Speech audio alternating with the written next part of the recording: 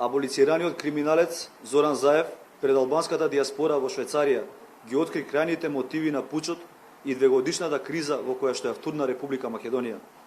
Неговите две основни цели, кои јавно ги обзнани, се редефинирање на државата, именување на уставниот поредок и уривање на позициите на Република Македонија во споровите што ги има со соседите, вклучувајќи го и прашањето за името.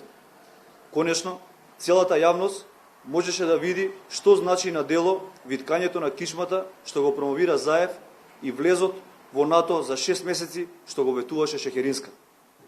Аболицираниот Зоран Заев пред албанската диаспора во Швајцарија отворено ја обвини Република Македонија дека кај нас бил проблемот што се обидуваме да го сочуваме уставното име и националниот идентитет.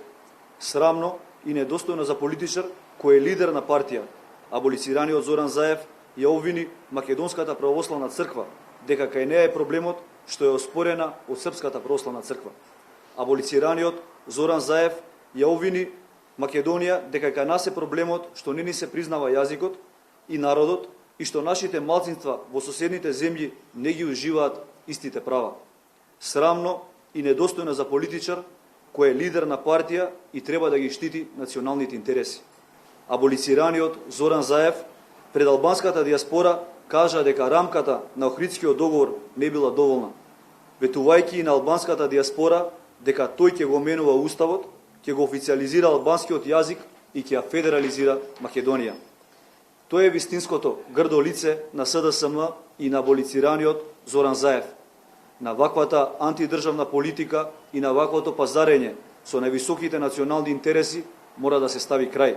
Конечно, после 2 години на сите граѓани им стана кристално јасно зашто се бореа Заев и СДСМ целиот овој изминат период.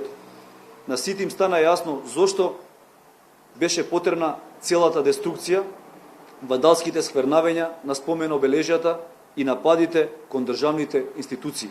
Сега на сите им е јасно зошто СДСМ и невладините организации под контрола на Сорос ја напаѓаа полицијата и постојано се обидуваа да провоцираат инциденти и да одоговлекуваат и продлабочуваат кризата.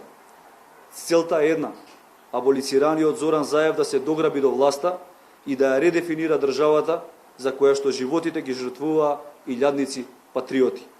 Ова мора да престане. Мора конечно да се стави крај на кризата и Македонија да тргне напред. ВМРО, ДПМН и народот на Република Македонија нема да му дозвола на аболицираниот криминалец Зоран Заев да ги оствари своите планови. Ви благодарам.